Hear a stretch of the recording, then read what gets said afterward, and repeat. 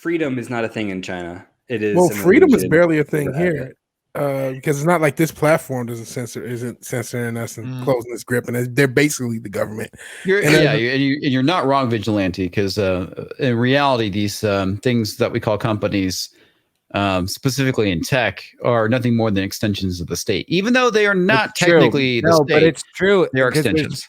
If they were true extensions, then that would just be fascism. What we have here is it's close, man, because it's like I can't say things on this platform. It's like, okay, this platform, but it's like, where is Trump, dude? Trump's gone. Like they unpersoned him. Like, yeah, he could go find mines or whatever, but it's like they got rid of him on the platforms. That's kind of the same thing as censoring him. But let me ask you this: would you rather live in a country where any president has a right on any single company's business?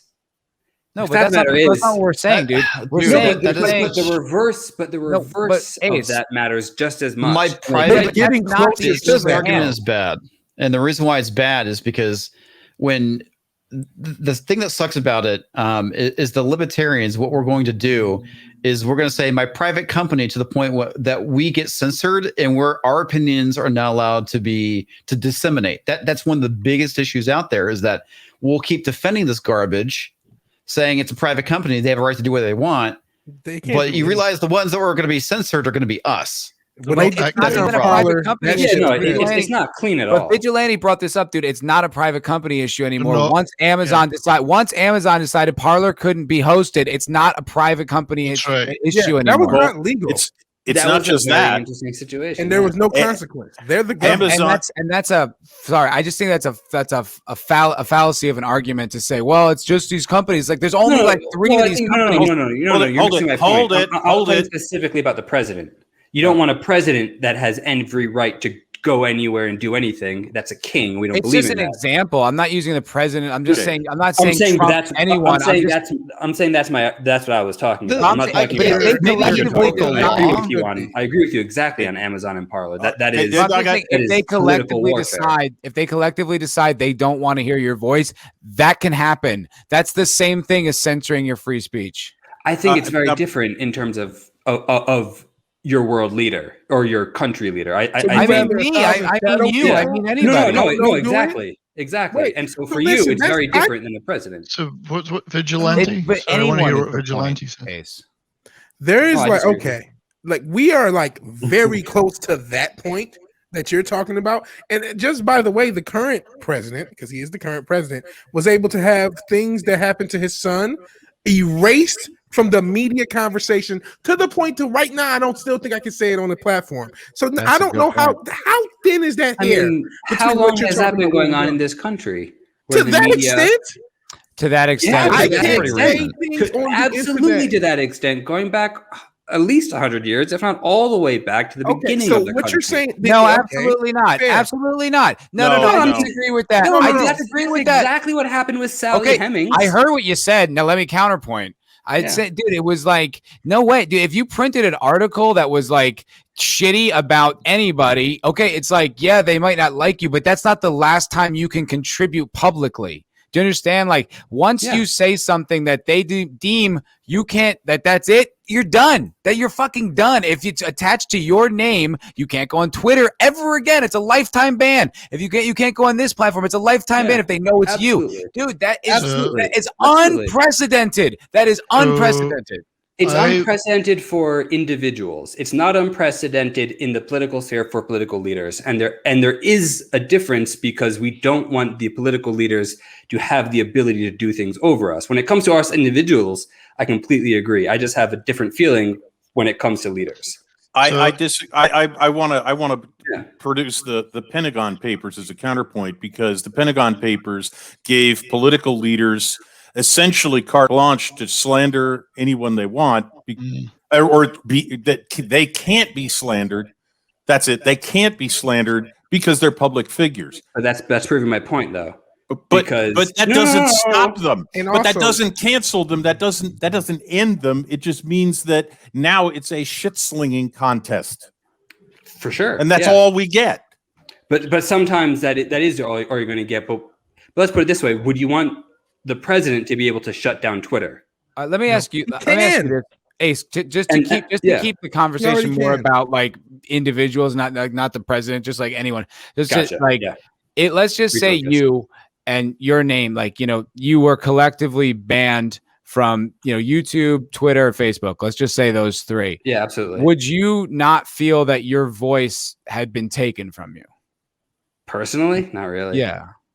And maybe that sounds weird. And the internet is the online. It's the public forum that used to exist where we can go to. That's the public square. No. And that's the problem. That's a very good point. All right. What if they did it to Gary? Don't believe that. I don't believe that the internet is the public forum. All right, Ace. What if they did it to Gary? What if they did it to Neurotic? They took him off those. Do I think it sucks? Yes. Do I think it has an issue in terms of like? No. Do you think? Would you argue? You don't think so? No, because I don't think that this is the free speech platform. I think if you have something to say for the public good, go to the existing old school public forums. And I've said this on Gary's live show. Maybe that don't exist anymore. No, I mean, they still do. I mean, Jake D went to his town hall and spoke about it, and he's not here right now, so like, he can't bring it up again. I saw the video. I saw him. Yeah, but like, I believe that if you really want something to do in your country, in your local government, you go to those forums. If you want to go bitch on fucking Twitter, go fucking bitch about it, but don't expect me to care or fucking listen, because that's just Twitter. That's going to a private Also, Ace, what you're saying about like Jake's going the local thing, yeah, that's not a bad point. That's not national. You can't weigh in on it. But we don't. Hang on, nothing to that Ace is that the rules are arbitrary, and that's the problem: is the enforcement of very vague rules. Because at this point in time, here's an example of an arbitrary rule. You said something that Matt doesn't like. Matt can kick you from the stream. That's basically what Twitter and YouTube do. And I'm surprised he hasn't. But here's the thing, and I don't mean to bring it back to the president again, but I don't want to live in a country where the president has the right to come on my platform on his terms, his or her fucking terms. You know what I mean? Like, I don't know. Listen to a Scottish Canadian. So I want to give you my perspective, and I'm not an American. I've worked and lived in America, and I love America. I'm not one of these Brits. Oh no, or you don't need to whatever suck up to us, but please go on. No, I do. I absolutely. I've grown up living in America, and I've lived and worked there. It was the greatest experience of my life. Traveled all over it. I've been everywhere. I loved it. When it's not a question of whether the platforms that exist are biased one way or the other.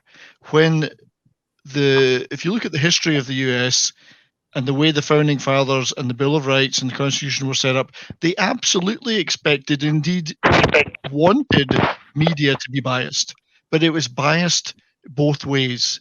You had your newspapers that were this way, but now they're shutting down one side. Yes. I have no problem with an outlet, let's say Vox, BuzzFeed, Huffington Post, whatever, being as biased as they want. Great, but when you shut down the other side, then that's a problem. And what they're doing is shutting down the other side. So this is the history of media. You look at the 1800s, newspapers in America, absolutely polarized. But that was fine because there was no by people who were running political parties and were in political office. But there was no basically the equivalent there, Ace. But the equivalent, Ace, would be there. Then it would be like you couldn't go to buy you couldn't develop your paper at a printing press. Like it would be like now you're not allowed to use the printing press. Like that would happen today. That people would only give their printing presses or rent their printing presses to people who they wanted to print. Do you want me to sit here and say that there's never been corruption until YouTube? I'm not going to say that. That's ridiculous. But dude, you have to be honest about this conversation. You have to really this platform, the big platforms matter, and it does control the conversation. It controls public perception. It has an impact on this nation. And if you ban people from it, it's the same thing as censorship, dude. It's the same exact thing, especially if it's politically motivated. How can you argue against that? Look, I hear you, but I feel a little bit differently. And I am less worried about private companies having the right to censor political speech versus political institutions having the ability to censor any speech that they want. With all due Private respect, that's a companies very are ignorant political take. institutions. Hey, They Ace, already that's how are. you feel. Ace, I And have a by the question. way, you talk about public forum. What is the Islington girl who left, who lives in Ontario? How is she even supposed to get to that public forum? Because being outside of her house gives her a $750 fine for the same government that's creating this firewall. So Good point, brother. I first of all, I can't talk to Canadian politics at all, so I can just say I sympathize. But look, I'm not here to defend every single action that every single government does or that every single internet provider or every single internet forum does. I'm just letting you know that I don't believe that we are going to find our free speech on our computers. We're going to find it through our democratic institutions. And if our democratic institutions are failing, it's on us to go and make them. Live on our I hear what you're computers, saying, man. but part of the problem is that when you start censoring other people's ideas, and let's be honest, we get the majority of our ideas or sharing our ideas online. When those ideas start being censored, you're not hearing either the opposition or better ideas that are out there. It's because you're hearing a narrative being pushed, and that's the biggest issue here. I just feel like one or two people being on YouTube or Twitter has impacted my ability to get their opinions or get even much of their message. Though, man. I mean, there's a point in time if you are not a Democrat on the far left, your voice is going to be censored at some point. Oh, I mean, I had people in my party don't absolutely call me a neocon because they haven't liked what I have to say. I just don't, that the doesn't thing is, affect dude, me. the only reason why someone like Crowder or Shapiro is still on this platform is because they're too big to get rid of. If they could, they'd knock them all off, man. I think they're just waiting for the right opportunity. So I think you're correct, and I don't understand why they don't do that unless the business argument is so not in the favor of doing that, right? Yeah, the backlash would be too strong. That's all. So in that regard, the free market's at least working in some, is at least having an impact. Oh, I'm not saying. And I don't take every political issue as dying on that mountain. There's made a great point. Ace, you make a great point in that if you want to make a difference, all politics is local. That's what you're saying. No, absolutely is. Yeah. I mean, I try to getting involved when you can. Get in front of your city council. Get in front of your dog catcher. Get in front of your school board. I agree with that 100%. But to be locked out of the conversation and then go local, it's like come on. You're telling me that's not censorship? No, I'm just Ace, supporting. I wouldn't get to hear you unless you and I went to the same town council meeting. If we can't do this right here, exactly. And I have one other question for all of the libertarians, because I know Vigilante and Comix Division you are, and I for the most part am, but not entirely. But here's the thing that worries the hell out of me. The CIA has just awarded a let me just double check my numbers. The CIA. Oh, they got him. Just knocked him out. The CIA just knocked him out. I'm just kidding. A $5 billion cloud computing contract to Amazon. Amazon is going to be doing business with the CIA on a direct basis. Mm-hmm. I find it hard right now myself to think of Amazon as a private company. I find it difficult to imagine why the CIA would need Amazon's web servers. That's not so. Yeah, I mean, these things are real issues, and I'm not saying that they're not. There are certain questions that I definitely don't see it exactly the same way as you guys do, but no, you are completely correct that our individual ability to express ourselves is impacted by what goes on politically and what goes on in our culture and what goes on these platforms that we choose to congregate on. In some ways, everything that happens on YouTube and Twitter and social media is on a level that is just a little bit less real to me than some other things. And so if this level goes away, it sucks, but in some ways there are still other ways that we can go forward. And I don't know that I'm correct. I'm not saying I'm right. Do you know the difference between a platform and a publisher? No, yes, seriously, I'm serious question. Yes, I do. I've also worked in ad tech, so I don't know what your background is. I've done ad tech, I've done public relations, I've done politics, and now I work in local government. Okay. I just want to back up that one thing that Redshirt said. that these are no longer private companies. These are quasi-governmental global corporations serving the interests of other organizations outside of the corporate structure. That's all I wanted to say. Well, I mean, there's another thing too. I know a little bit about Google, or I should say about YouTube. One of the reasons why they have such a hard time competing, or I should say, part of the reason why they're having a hard time with competition is because of server space, or basically hosting. The reason why it's easy for Google is because, well, they already had the data center space.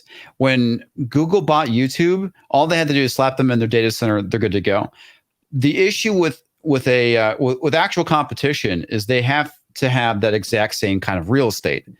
They have to have data centers to be able to house these servers.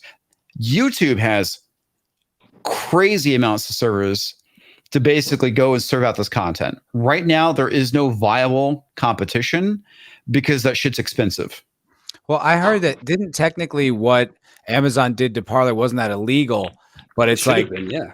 But I think technically it was, and it's like, but they're so big, it almost doesn't matter. It's like, what are they going to do? It's collusion, right? Because they basically signed this deal with Twitter, and Twitter. I mean, of course, there's no way we can really prove this, but I know there's a lawsuit. Look, they basically, it wasn't about free speech; it was about eliminating potential competition.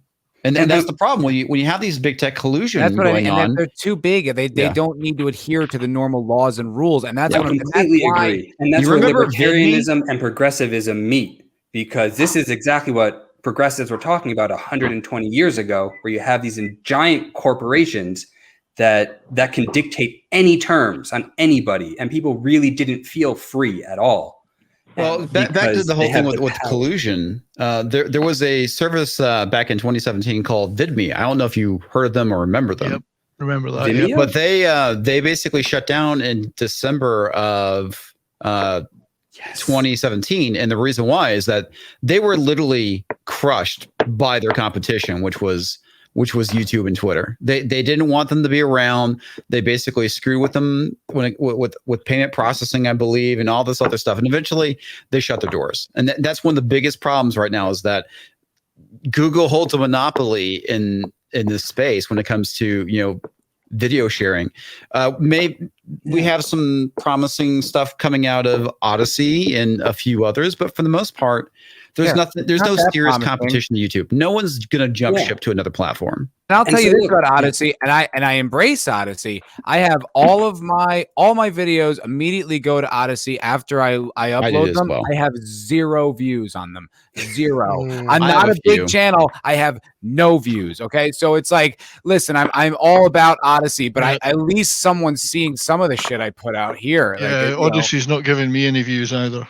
So like when we bitch about the lack of competition on YouTube, it's sort of like bitching behind closed doors, when in reality we could be petitioning our government to break Google up, which I think is really important. Please. Like, I love hearing this stuff, man. I'm subscribed. Oh, cool. I appreciate it. Everyone should sub. There's more boob talk. Much more boob talk. Boobies. We need more boobies. So with local politicians, do they only get money locally? Because I think they get money from their parties, which are also connected to the same money pool as everything else. You can often get campaign money from the party, but it's pretty rare for your local candidate. But most candidates. By the way, local to Detroit, what happened when sheriffs were supposed to enforce and I can't say it, but enforce certain things about the process of getting presidents? Like it didn't happen. Yeah, same thing didn't happen in Philadelphia. So that's what I'm saying. Like, but okay, they're pushing everything so far on so many different levels that it doesn't matter if it's one dictator or 1,000. I stole that from the Patriot. It's the same essential thing happening. So after that, and I much rather talk about ass. Yeah, we can pivot. I want to pivot too, but it's not just petitioning your local government. The conversation matters. That's how people form their opinions. That's how ideas grow. That's how they develop, is conversation. It's the only way to make it happen. If you're destroying or limiting or trying to kill that conversation, you are killing the very speech that's necessary to even create policy, to even know what the fuck the policy is. You have to be able to talk about it unfiltered, in my opinion, but it has to be encouraged. It's the idea to say oh, you go petition your local government, that's more effective. It's like, yes and no, man. Like, yeah, maybe on a local level and maybe like in your personal life, but like on a grander level, if you don't have big voices actually having these conversations and getting these ideas out and dissecting the minutia of all this shit, like that's, to me, is even more important. Well, I'll be real with you right now.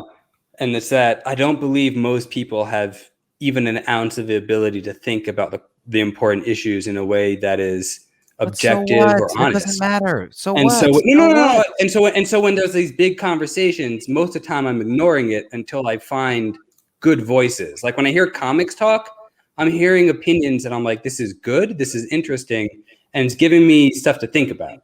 Yeah, and so if comics were to get kicked off of YouTube, I would be upset.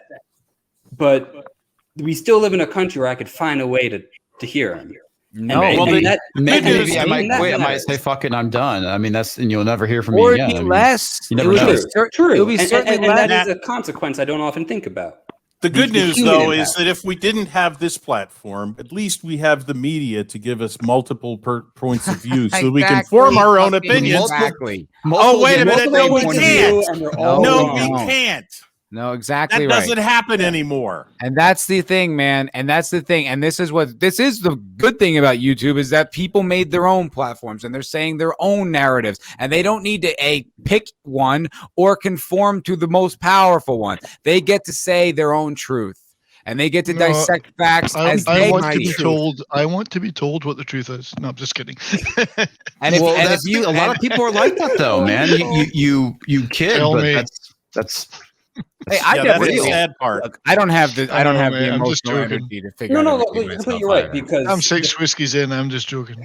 Look, the foundation of free speech is the free press, because if you don't know what's happening, then you can't form your own opinions. Well, we don't have one. Yeah, we don't have one anymore, Ace. No opinions. We don't have a free press. We have a controlled press. There is no truth in the news, and there is no news in the truth. We have Pravda Izvestia now. We have propaganda. We absolutely have propaganda. More than that, it's your responsibility as an individual. Let me refill my drink. To sift through the shit and find. Yeah, but like the only place I feel I can find anything of value is this platform, dude. Wait a minute, Ace. Yep. Ace. Thank you so much for watching today's video. That was a clip from my show, the MFer Cocktail Lounge, which I do every Friday night at 10:30 Eastern. Feel free to join us there anytime you like. Any Friday night that's convenient for you. You check us out in the Cocktail Lounge. Sometimes Comics pops in. Sometimes Tom from Midnight's Edge pops in. It's a wild ride, and it's a lot of fun. If you like today's video, please press like and subscribe. If you have not, share with your friends all the merriment and joy that's coming out of Foulball Productions. Maybe they'll get a kick out of it too. And you have yourself a wonderful day, my friend. And I really appreciate your patronage. Really, genuinely, authentically. Means a lot. Have a good one.